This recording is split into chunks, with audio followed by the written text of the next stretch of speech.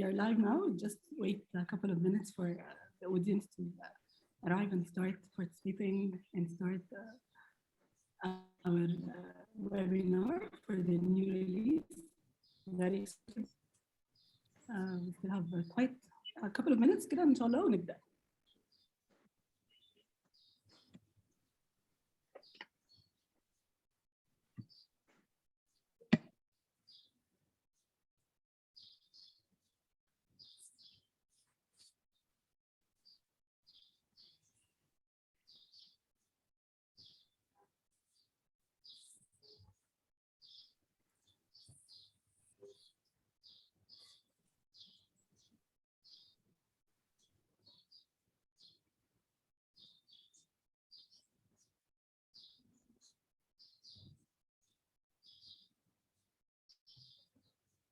Someone is sending in the Q&A saying good evening.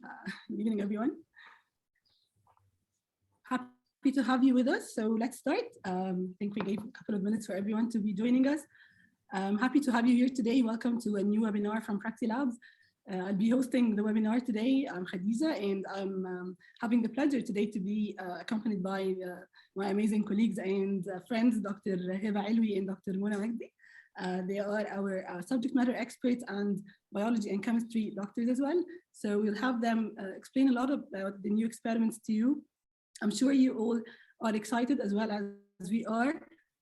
With the new release, we have a lot to announce, not only the new release, but we also have some updates. And so I just don't want to leave your chair for the next hour so that you don't miss any of the new announcements, especially that we have also a discount only for you here today. So stay with us. So as usually, we just start by telling you how the webinar will be. So don't take any notes and don't try to write anything, because everything will be recorded. The webinar will be sent to your email. Also, you can share all your questions and questions in the chat box or in the Q&A box actually in Zoom. And if you want to say anything to us, just chat with us in the box in Zoom as well. And then we have here the links for scheduling a demo. If you're interested to schedule a demo with any one of PraxiLabs team to help you in your institution, whether a university, a school, or even an individual professor would be happy to help you. So just go to Calendly and schedule a demo. And you are also invited to create a free account on PraxiLabs to see all our experiments. And I have a new and really interesting update to tell you about the free accounts you'll hear from us today. And finally, you can check our experiment portfolio. We'll be sending you all these links in the chat box. So just don't copy anything. So first of all, as I said, we'll be having a discount. So it will be released to you at the very end of the webinar. So stay with us to know the discount code and be able to use it. Now to the updates and the features that we have today. Dr. Muna will be explaining to you some of our new experiments in chemistry. Dr. 𝐅𝐫𝐞𝐞 will be explaining experiments in biology as well. Me, myself, I will be showing you a lot of insights and progress and performance reports that you can make a lot of use in as an institution to know more about your students' performance progress, what they have been doing, and how they were using the experiments, their behavior, everything. I'll be showing you this in the reports. But before the report, this is the announcement that I was talking about, which is a much bigger free plan. So we all know that a lot of you were using PraxiLabs on our website, but it was a very small account. Usually you had like 6 experiments and they were set by our team, so you didn't have the luxury to change them. Now we are announcing that throughout April, we'll be releasing a new thing, or a new plan, which is 20 experiments. And you are the one who's going to choose those 20 experiments by yourself. So you can try all those 20 experiments, whether with your students or anything, and you'll get this free account for 1 month to try everything you need. So we'll be happy to let you all start using this free plan starting from April. Okay, now to the... just a small video to show you the name of the experiments, which are going to be released throughout April, and they are 20 experiments. So let's see.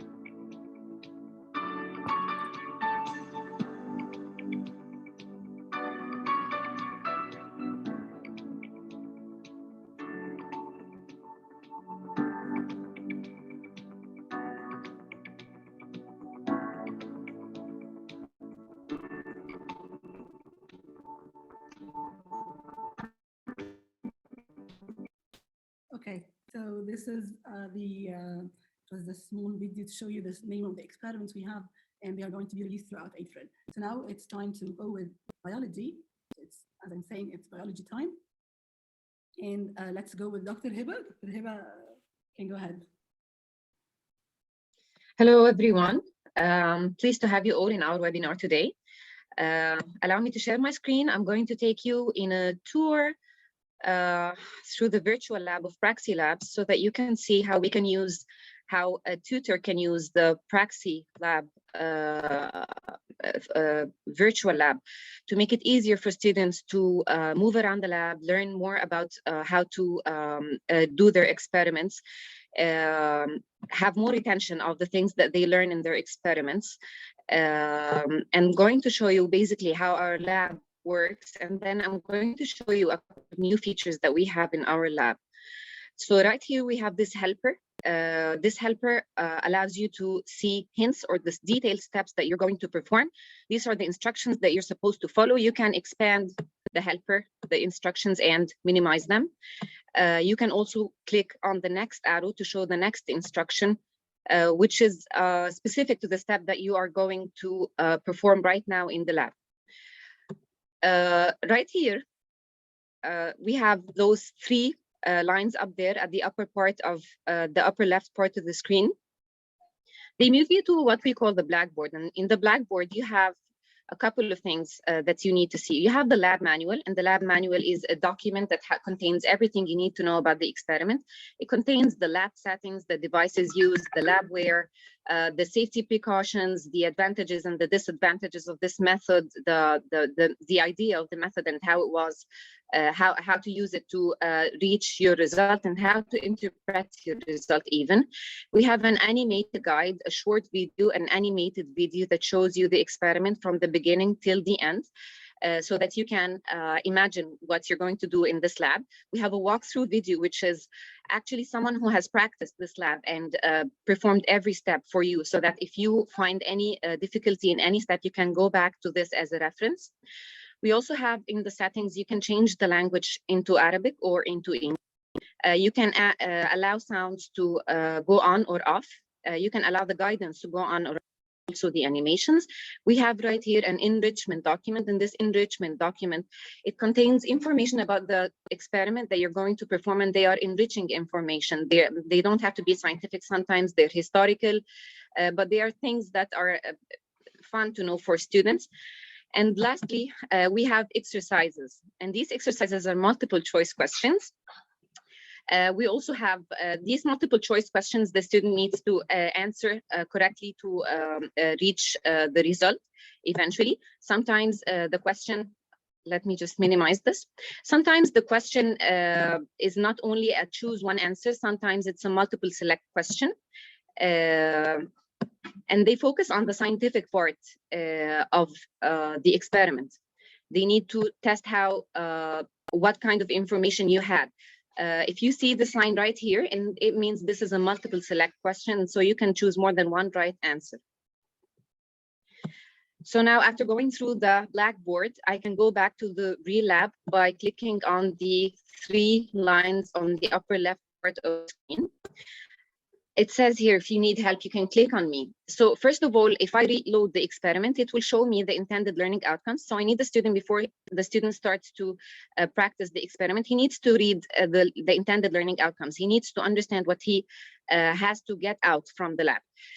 We have here detailed steps that can help them. Of course, everything in the lab is labeled. We have right here a Bunsen flame, and this is labeled as saline. And over here, the slide, everything needs to be labeled in a real lab, and so it needs to be labeled also in virtual labs.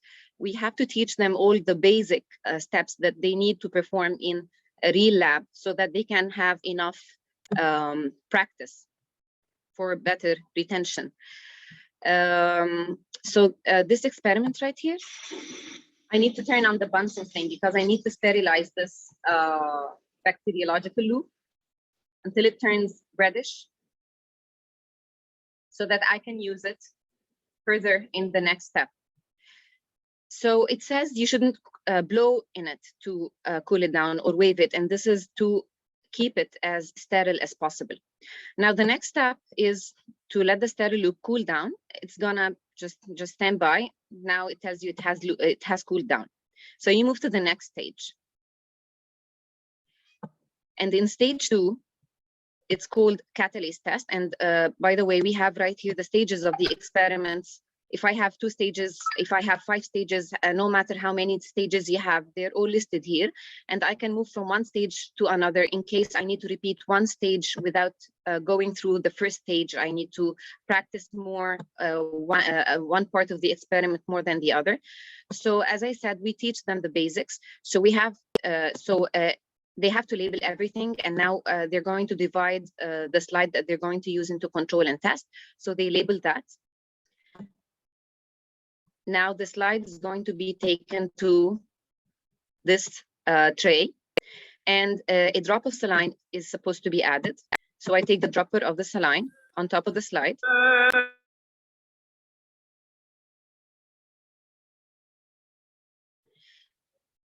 If there is any important scientific note that should be noted during the experiment, of course, it shows in front of the student or the user. So as a teacher, I can use this to explain to my students. And as a student, without a tutor, without a teacher, I can log into the lab at any time I want, so that I can practice the experiment and see how everything is done correctly over and over until I feel like I am fully capable of practicing this in the real lab. So now I need to emulsify 1 or 2 colonies on each saline drop. So I took the colonies from this Petri dish, and now I'm going to apply them to the slide.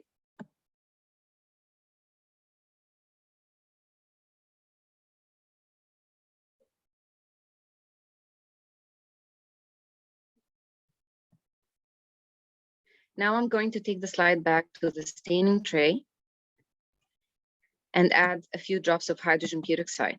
Of course, we have experiments that are so simple, and we have much more complicated experiments.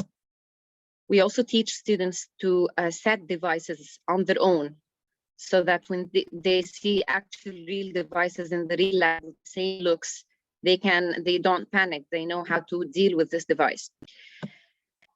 Okay, so at the end, the student's supposed to notice bubbles forming on the slide. If it forms on the test, then this means this bacteria still has the catalase activity. After reading the results, you're supposed to discard the slides. You cannot just keep it. We teach them infection control basics. So they take the slide and they discard it in a jar of disinfectants. And the jar needs to be closed by the user, and then it tells you the experiment has been completed. Let me show you another experiment. One of the things that we have, the new features, is this progress bar. So in this progress bar, you know where you are in the experiment. If you have completed 25% or 50% of the steps, you're going to see this. This is what I told you. You're going to see the intended learning outcomes of the experiments you're going to perform, so that you can be prepared for that. In this experiment right here, we have a device. This is the tissue culture incubator, Bunsen flame. We have Petri dishes. We also have a test tube rack with a specific tube, and a swab bacteriological loop. And as I said, everything is labeled. And right here, we have the waste bin and the pipette. So I don't want this to be lengthy or boring. I just wanted to show you the main features that we have. Of course, you can move around the lab freely. You can rotate around the lab and see everything just as in the real lab. And you can also zoom in and out to see the very small specific details. If I want to go back to my previous position, I need to click on this right here on the right part of the screen. If I need to zoom in, I can do this by using my mouse, and I can do this by zooming right here, clicking on the zoom in or the zoom out. And this is actually beneficial to see if, for example, I have a pellet or something that's very small that needs to be noticed, or if I see a phase separation in a test tube or something. Zooming in really helps to see these details, because we care about details in virtual labs. So for now, I'm done, and I'm ready for any questions. And of course, back to you, Khadija. Thank you, Dr. Heba. Let's keep the questions at the very end. We'll be having a Q&A session at the very end after Dr. Mona finishes as well, I'll just have a quick break, not a break, but an engagement question for our audience before Dr. Mona starts. So now you will see in front of you a poll that I will launch the poll now. Sorry. Okay. So now you have a poll in front of you. If you just, for all the attendees, if you can answer the two questions that we have for you, very, very basic questions, but it tells us more about your needs, about what you think is most interesting for you as a professor or a teacher or even a student. Which branch would you like PraxiLabs to add more experiments to? This is something very important. We always ask these questions to know more about what needs to be added to our portfolio. And the second question is, so that I also explain it so that you know why we are asking this. So for example, if you have any new teaching approach like virtual labs or anything else, assessment solution, how do you, as a professor or as a teacher, how do you know about these approaches or new platforms or new tools? So maybe social media, or maybe you're just Googling it, or if you have any certain educational magazines or at tech conferences, and we would love to hear from you just to know more, again, about your needs and how we can adapt to them. I'll wait maybe just 1 minute, Dr. Mona, and then we'll get to you.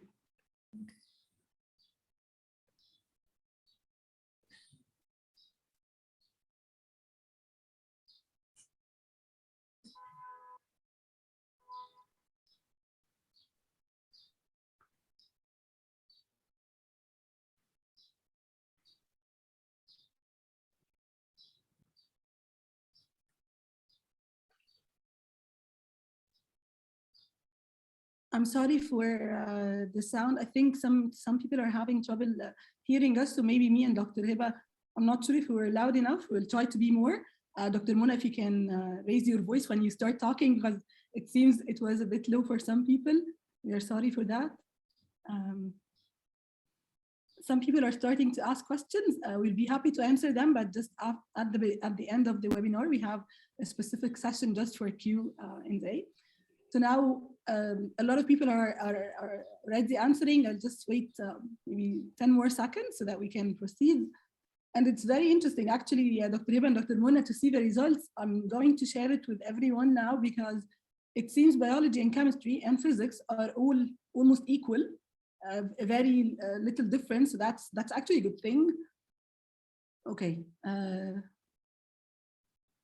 So we can share the results now. As you can see, also seems that biology and chemistry are almost exactly equal, not almost, they are equal. And then comes after that physics, and there is other. So when it's other, well, when we come to the question and answer session, I'll be asking people if you want to share with us what are the other branches that you want to see experiments in. That would be amazing. And in terms of finding the new approaches or the new platforms, it seems here that social media and self-research are the top. So again, that's quite interesting for us to understand and to know how to reach our audience and how to reach our professors and let them know more about our updates. So thank you all for answering our poll. And now it's time for Dr. Mona. Go ahead, Dr. Tfaddali. Thank you, Dr. Khadija. Good evening, everyone. I'm going to start my screen sharing.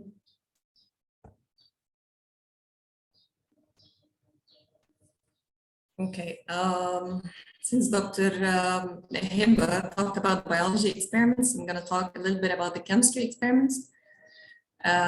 First, I'm going to show you about the one of the titration. Most of the titration experiments are either acid-base titrations or redox titrations.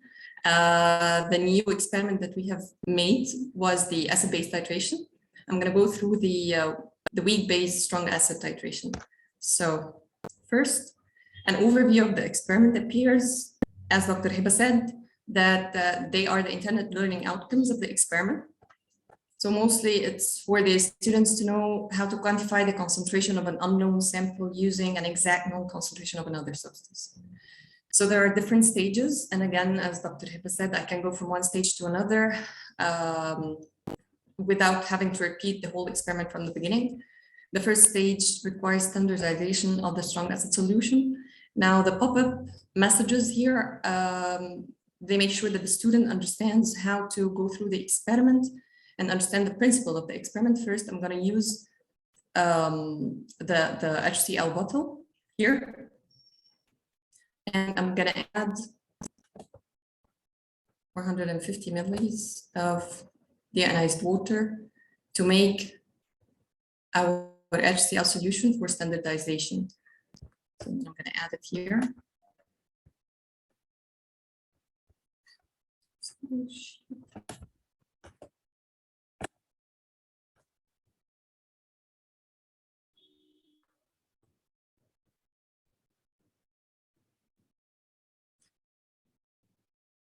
And then it's giving me hints about what to do next.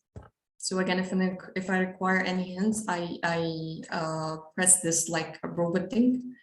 Using the measuring cylinder, I'm adding 50 milliliters of, I want to hide these, yeah.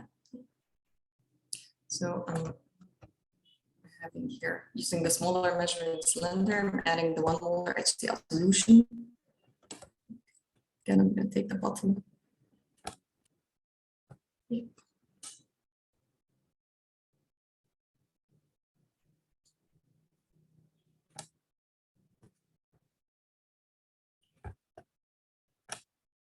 So it's important for the students to know that they will not be able to proceed throughout the experiment if they are missing something. For example, if I'm missing to close a bottle of one of the things that I used, it will not allow them to proceed. And again, the pop-up measures are important for the basic safety measures and procedures that they should take. They should wear eye protection, and they should know that dealing with acids is caustic, and they should not come in contact with the skin, and therefore they must wear gloves at all times.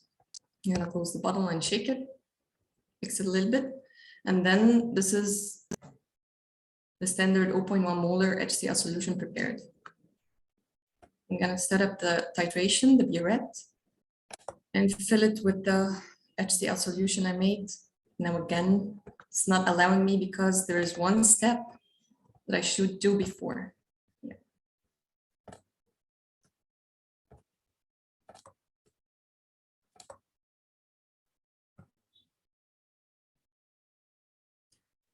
Now the simple technical points that the students also should be aware of. For example, having the air bubbles, that we should remove the air bubbles from the burette before starting the titration. So it's still a pop-up message appears. And then I'm gonna pass through some of the solution through the tip of the burette to make sure that there are no air bubbles, and then refill it again with the standard HCl. It's a little bit. Refill it again with the HCl solution, the 50 mark.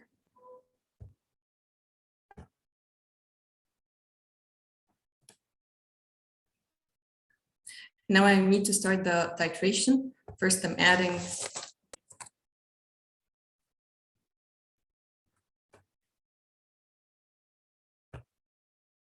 $10 ml of the weak base we're having, which is the sodium carbonate. And then again, I have to close the bottle and replace the pipette tip before proceeding in the experiment. And then adding a couple of drops of the indicator.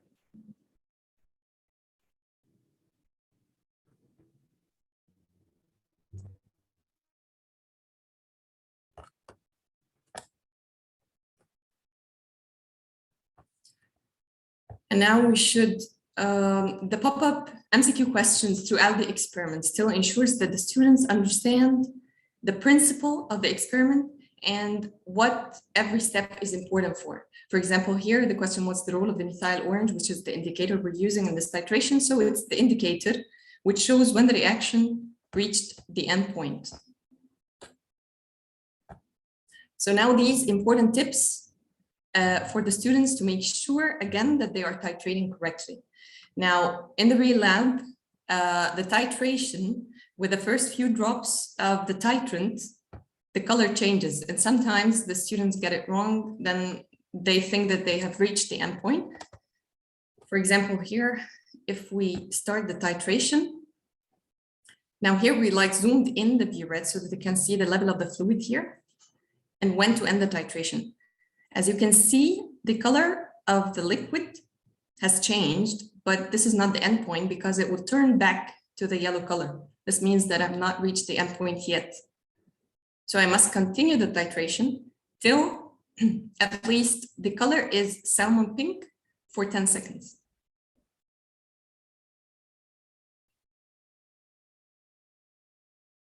For example, if I'm ending the titration at the wrong value, let's say that now it turned salmon pink and I ended the titration. The reading is 4.6. I click OK, and then I enter my values here. Again, this will not allow me to enter any value other than the one I ended the titration in. So, and I'm clicking submit. Now, again, certain pop-up questions appear to ensure the student understands everything. And I'm repeating the experiment 3 times and then taking the average. Now I'll go to the other stage, which is the second stage of the titration. When we have already standardized our solution, the HCl solution, and then we need to titrate against the unknown concentration of the weak base that we have, which is the ammonia. Again, I'm going to start with placing the funnel and filling the burette with the standardized HCl solution that I prepared from the first stage.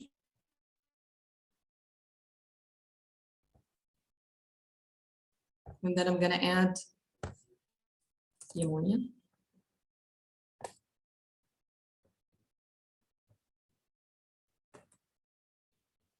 Again, here highlighting that I cannot add, for example, the indicator and go to the other step without finishing the previous steps, which is closing the bottle and replacing the pipette, the basic laboratory procedures. And again, a couple of drops of the indicator.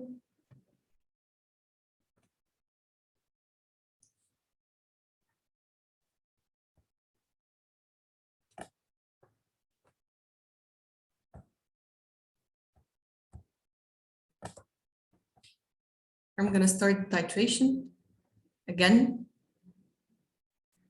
starting at 50 and waiting until the color changes. Now this indicator, this is the methyl red indicator, changes color to orange red. Still haven't reached the endpoint yet because it's turning back to yellow. And so the students should take care of these technicalities. Let's end the titration here. And I'm going to show you an example of entering, for example, if I'm having the readings. And I took the average of the readings. And they are incorrect. So I'm going to repeat it quickly.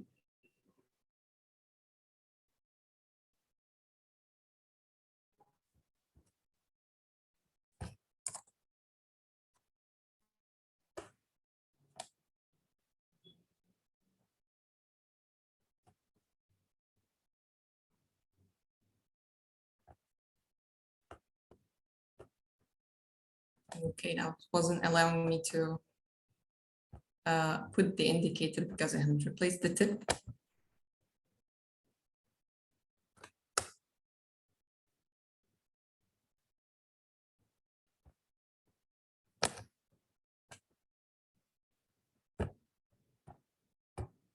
Okay, I'm going to start the titration again for the second time.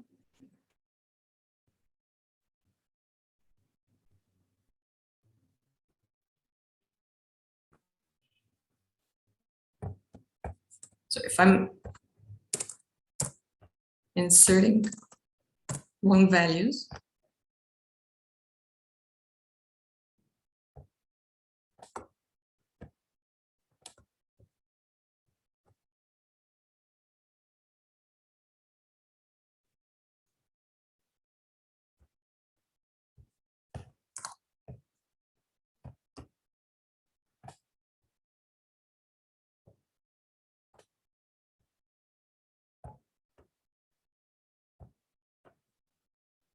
So the good thing about having the different stages in the experiments is that the student, yes, can repeat whatever stage that they think they haven't mastered correctly. So this is a real advantage in a virtual lab. So on the third time, it's giving me the equation for the calculation of the molarity.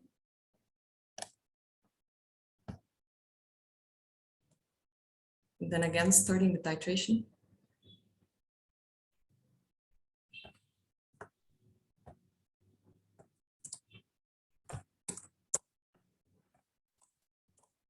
Now, if I have a look down here, this is the equation of how to calculate the molarity of the solution. And then it gives me the that my final result, the one that I entered, is incorrect. So this one, after having the average, for example, let's say that the average is second.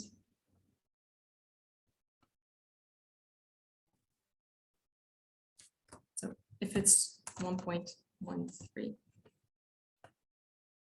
So this is the calculated molar, and it's giving me that it's incorrect. If I submit an automatic download of an Excel sheet, the one like we saw here appears. Now I can open it.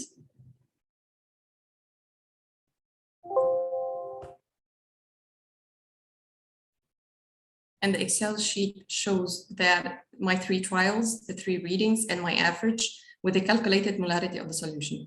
Now this is great because we will have the Excel sheets for every titration that the student made throughout the experiment. He will have it documented. Okay.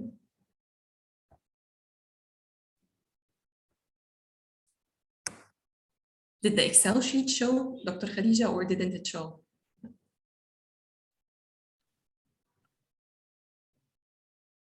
Dr. Khadija. Sorry, doctor. I'm here with you. Did the Excel sheet show? No, we can see only the platform. You need to share, and you need to switch the sharing if you want to see the Excel sheet. Yes, that's why I was asking. Yeah. Just okay. Yes. Now this is the Excel sheet downloaded with the 3 trials and the 3 readings and the average and the calculated molarity. Now this one is really an advantage for the student to have everything documented, the titration throughout the experiment documented. Now I'm switching the screens.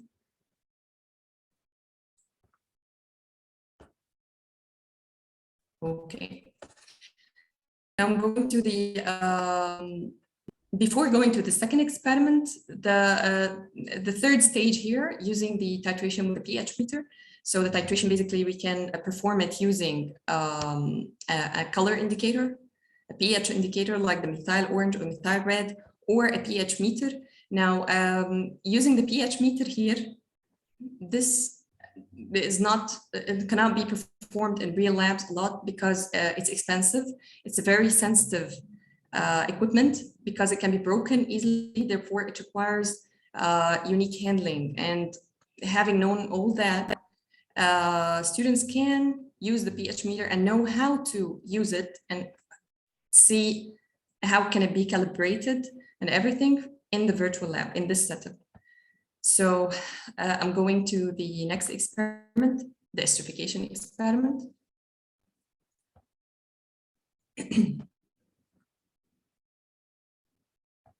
Again, this is an overview about the steps and the intended learning outcomes that students should learn. They should know what is the Fischer esterification and that the basic principle of the esterification that requires a reaction between an acid and alcohol in the presence of an acid to form an ester. So the lab setup. Sorry for the connection, it's a little bit slow. So again, different stages in this experiment. The first stage is the esterification reaction. The lab setup contains all the things that the student will use throughout the experiment. First, I'm gonna use the round bottom flask and wash it with the distilled water. And as Dr. Hiba said, that everything is labeled in the lab.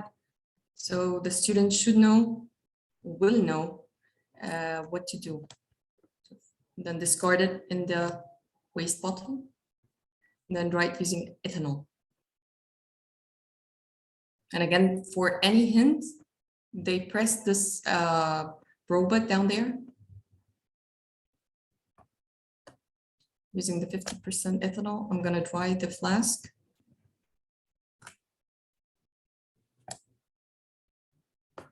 And discarding it again in the waste bottle.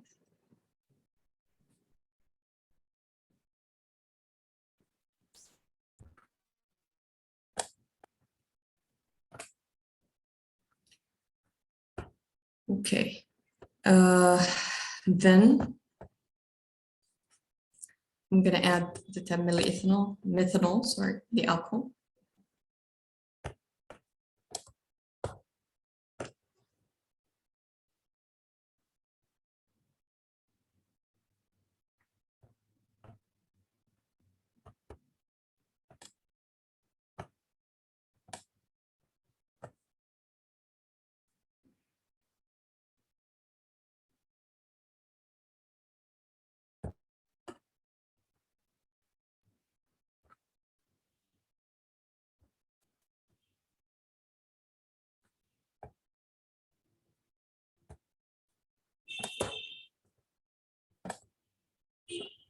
Then put the flask on the scale and tear it and add, using the spatula, the 5 grams of the salicylic acid.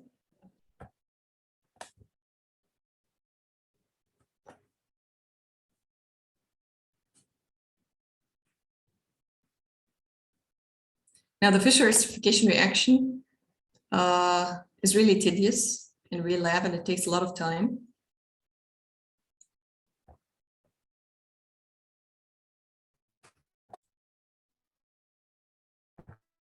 Closing the scale and adding the magnetic stirrer and swirl the components together.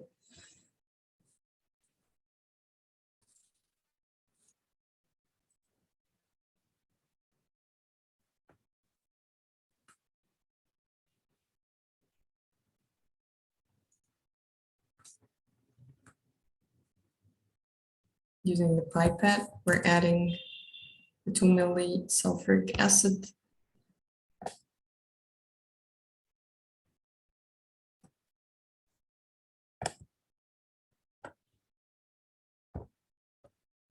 Now again, the pop-up messages, making sure that the student understand that dealing with the acids is really dangerous and specific precautions should be taken into consideration. And then we're going to add some boiling chips for the mixture to boil calmly.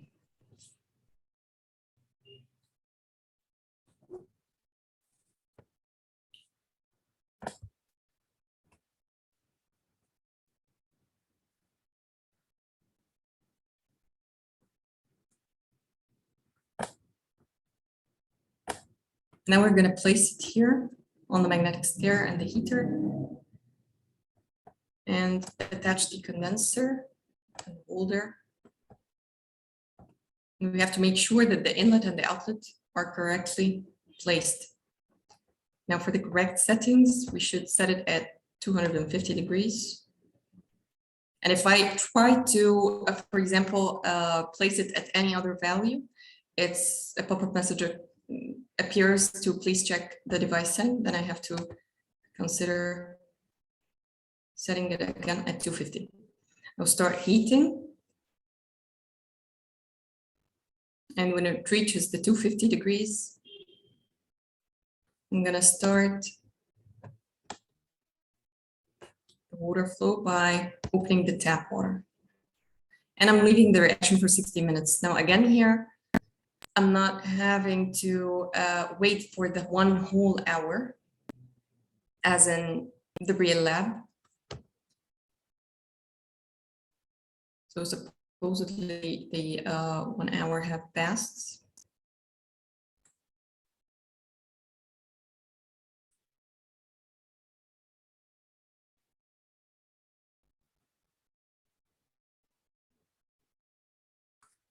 And after the hour, I'm gonna close the water and then remove the flask and close the heater. So we teach the students here to make sure that everything they use, they close or replace or bring it back as they have found it in the first place. So we're waiting for the flask to cool. Again, here we do not have to wait for a long time for the flask to cool. Then supposedly it's already brought to room temperature. I'm going to continue the experiment, opening the separatory funnel and pouring the mixture to the funnel again.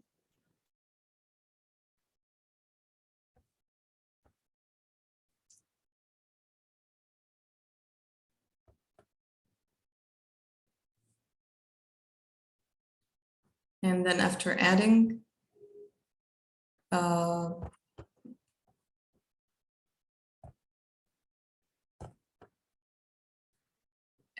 this pop-up message, again, for the technicalities, they make sure that the tap is closed so that the mixture is not lost. And using the cylinder, I'm adding 15 milli of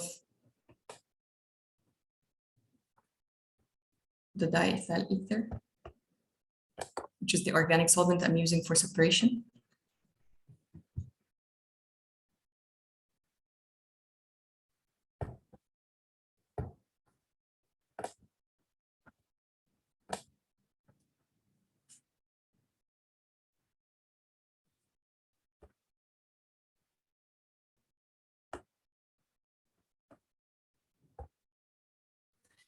And now we are in the second stage, which is the separation. Now for the extraction of the ester that already have formed after the reaction between the acid and the alcohol. First, using the measuring cylinder, I'm going to measure 15 milli. I'm going to take 15 milli of the sodium bicarbonate solution to remove the excess acid, of course, in the media.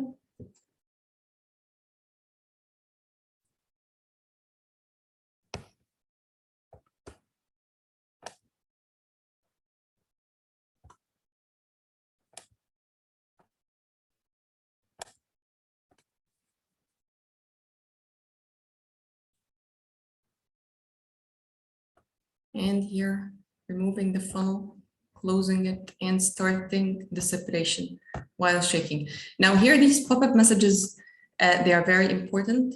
The steps for the shaking, the students should take care for the formation of the carbon dioxide from the reaction of the sodium bicarbonate that we have added. And therefore, every time they shake, they should release the pressure by opening the tap. So as the animation, as we see in the animation, he's opening the tap every couple of times he's shaking.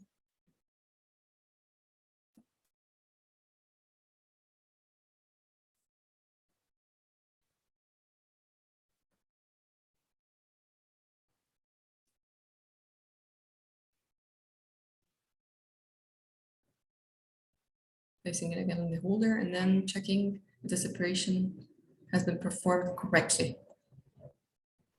So to check for the separation that I've already separated everything correctly, I'm going to add the lid and beaker here, and then separate, open and release the aqueous solution down there. Make sure that I haven't released any of the organic solvent together with the aqueous solution.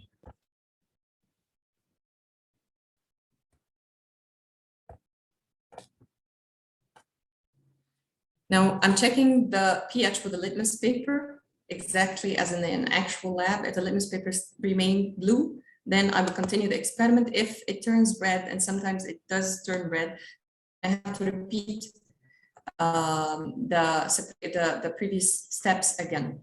Now I'm going to take you to the final stage, which is the IR analysis. Since a lot of the labs do not have the IR instrument because it's really expensive, it's between like $15,000 and $20,000.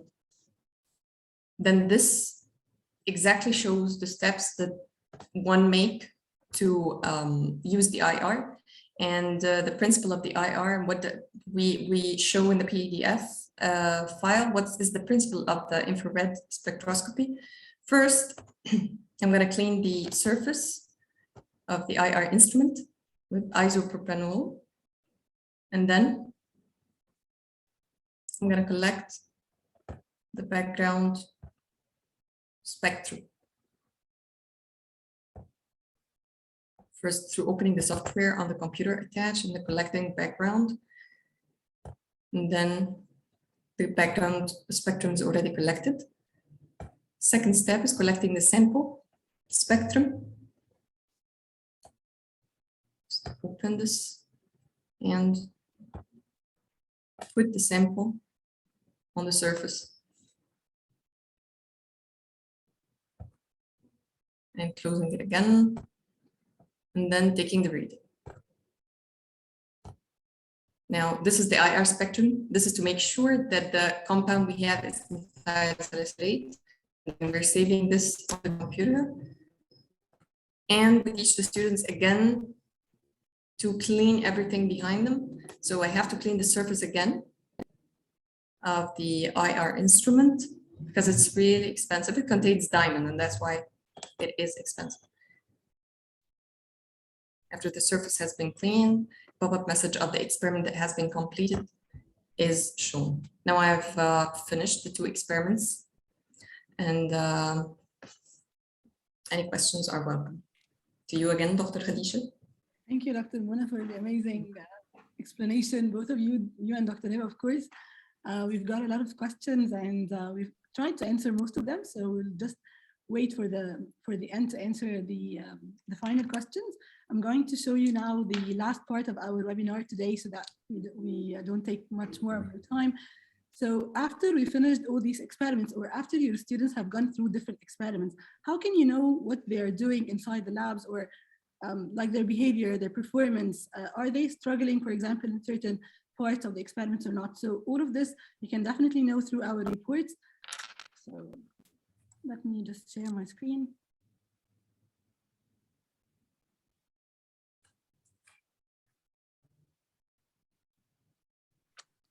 So this is quickly an example of one of our instructors where they go into PraxiLabs. So this is like whether you are coming from a learning management system. So basically, let me start over and say that we can go to PraxiLabs from 2 places. Either you are integrated with the learning management system in your institution, such as Moodle or Blackboard, Canvas, any one of the standard, or you are coming to PraxiLabs here without even having a learning management system at your school or institution. So we give you access to this basic. We just make a very simple basic LMS to give you the access to all the experiments here. So each of these approaches, you will definitely come to this place at the very end. As an instructor, you come here to see all the reports about your students. So for example, the first thing you can see here is the total number of students attempts. So how many trials have your students done so far in all your experiments? This is just a general number or statistics to give you an understanding, are the students really using the virtual labs or not? And then I want to take you through a very specific report about one of the students, and let's see what we are collecting about this student, for example. So now I'll come here. One of the experiments that I wanted to show is, for example, DNA extraction. So let me find the DNA extraction, and okay, so here it is. And I'm going to see the data for El-Bedweihy, one of our students, for example. And as you can see here, we are collecting several checkpoints or data about the students. Now you can see that she's done 4 different trials or 4 different attempts in different days. So once she started, for example, at the very top, you can see that she's taking almost 47 minutes. So this is the duration she has taken to do the experiments. We'll also collect the grades. So when we see the assessment, the question that Dr. Hiba and Dr. Mona showed you, the number of questions she answered, this will give a percentage on the correct answers as well. And then there is the number of times the helper, which is the lab partner you saw at the very left side of the screen, we call him Oxy. So how many times did the student use Oxy to ask for help? Because this is like just an insight into if the student really knowing everything by himself, or do they need help from Oxy every time? So now we know that she has used Oxy 35 times in the first trial. And let's see also, did she skip any stages? Because you've seen Dr. Hiba saying that we can skip certain stages to focus on the part that we are interested in. But again, even if the student skips the stage, the instructor needs to know that he has done that. And then the last part of the results is really about which step did the student stop at. Again, this is very important because yes, maybe the student finished the whole experiment at certain points, but if the student gets like struggles at certain point every time, so for example here, if I find that every attempt they are stopping at step 20 out of 24, I know that there is a problem, there might be a problem and the student cannot do this step, so I can interfere and actually start helping them. So this is some of the data that we are collecting currently. Of course, you can print, as an instructor, you can print the data here using in an Excel file and use it for more archiving or for processing this data. And this was just an example on all the progress and performance we are collecting for your students. And a quick thing, I wanted to show that if you don't have a learning management system, and some of our clients do not have that now, we give them also the more features into this basic or simple LMS. So we've added the ability to create courses. Now an instructor will be able to create a course here, for example, and in this course, they can assign experiments to this. So for example, I can create a biology course, start assigning the experiments to this biology course, and then I can go to the students and also start assigning the students to these courses. And finally, something we've also added to make it easier for yourself as well is the student groups. So you can also add groups of students as if it's a section or a part of this course. So we can add a group and add these students inside a group and then assign the experiments to the group. So these are all just our latest and new features into the LMS that we are giving to any institution together with the PraxiLabs platform to enjoy a flexible and easy way to assign experiments to your students. I think for now we are done with the main platform and main features. I'll just get back to the screen to give you before going to the Q&A, to give you the code that we promised you.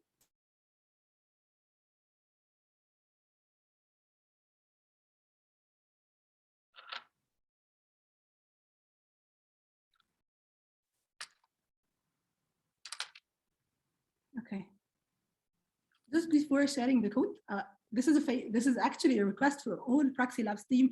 We always love to hear from you, and we really, really love to know what is actually improving our platform. And a lot of the new feature that we are adding is something that you requested by yourselves. So again, if you have any features, anything that you would like to see in PraxiLabs, we'd be happy to know it. Just send us an email or live on PraxiLabs website. We have a live chat there. You can send us in different ways, social media, Facebook or LinkedIn or Twitter, or you can even write to us now, and we'll be happy to collect all this data and make sure that we really adapt our platform to the needs of our users.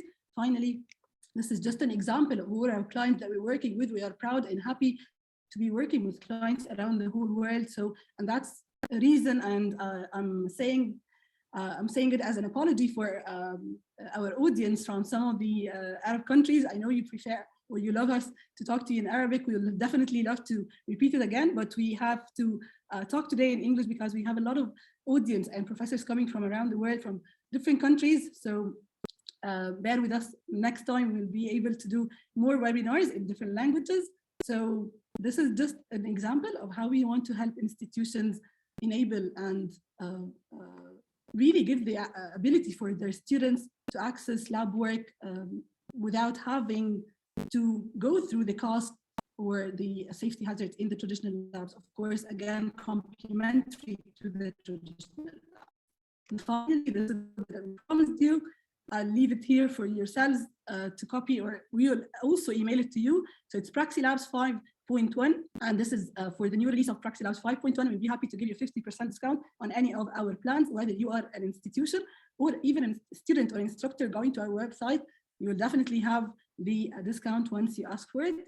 I'm done here, and thank you so much for your time. But before we end our webinar, we'd love to answer all your questions. So please use the Q&A to send us all your questions. Now we only have 4 questions live, so I'm going to start answering them. Okay, so maybe the first question, I'll go to you, Dr. Hiba, because it's regarding medicine training. So someone is asking, is it or can it be tailored to medicine training? You are muted, Dr. Hiba. You are muted. Yeah, sorry for that. Some of the experiments we have, they already teach the basics of medicine, the basic curriculum that medical students take, like, for example, biochemistry, some physiology experiments, microbiology, parasitology experiments. Those are all queued and almost about to be finished and released. So yes, we have some medical field experiments. As for if you're talking about medicine training, so you're talking about patients and how to examine patients and how to detect diseases in patients and so on. We actually have one experiment. It's about a pediatric cardiological examination of a patient, and it was a very fruitful experiment. Lots of fun, lots of training. You could hear the auscultation sounds. You could you could see pop-ups for thrills that you should see if you are actually examining the child. If the child is supposed to be, I don't know, any color, cyanosed or pallor, all of these things you could see, along with questions that could tell if the one doing or performing the examination really understands what he's doing or just following the steps. So yes, we have that, but we don't have lots of experiments. I'll come to you, Dr. Mona, now. There is a question about they did not mention a complete question, but at least a word, which is antiseptics. So Dr. Mona, do you want to take this question? Yes, what about antiseptics? I think we want to know. The experiments, microbiology experiments, yes, this can be done. Of course, we are in the process of doing microbiology experiments, actually. Okay, Dr. Hiba, in addition to this, because I'm not sure again, what is the interpretation? I'm not sure what the question is about too, but yeah. I think if you're asking if we use antiseptics, for example, to sterilize our lab before we actually perform the steps, yes, in lots of experiments that actually require that, like for example, tissue culture experiments and lots of other experiments, biology experiments, of course, we use antiseptics. Yes, I think it's only about the use of the antiseptics in the experiments, right? Yeah. Thank you so much, both of you. So, another question, and I'll be answering this. So it's mainly about CBSE curriculum. So mainly whether the curriculum is Indian curriculum or a different curriculum in the world, we at PraxiLabs don't really follow a certain curriculum. So we have certain criteria that we choose the experiments according to. So for example, some of the very important criteria for us is the experiments that are either very complex, so students will take a lot of time or even days to complete, experiments that are very expensive. So something like, again, PCR, and how much is the PCR equipment, or how many universities can even allow this or can even afford it. So safety hazards, for instance, again, Dr. Mona talked a lot about safety hazards, and if the experiment is containing a lot of safety hazards, we'll definitely do it. So we are not going according to one curriculum, but our subject matter experts work with us and choose the experiments from the different branches according to the highest priority. So the highest priority are the experiments that are weighted according to these different criteria. So the most complex, the most expensive, and the ones that have a lot of safety hazards. So I hope I answered your question, but if you want to add to our experiments or to add to our portfolio, yes, we do add a lot of experiments all the time, and definitely we can work with you on what we call customized experiments or customized projects. We've done that before for different clients. So just reach out to us or leave us your contacts here, and we'll get back to you with how can we do that exactly. So this is Shreya answering her question. And then there's, okay, so a lot of people here are thanking us, but asking for a webinar in Arabic. So we'll promise that we'll try to do that very soon. And then another question is, how do we calculate the grades? So it's very simple, number of questions and the number of questions that that the student got right, for example. So if we have, let's say, 6 questions and they got 3 out of 6, so that is 50%. So it's just simple number of right questions or correct questions out of the total number of questions. And then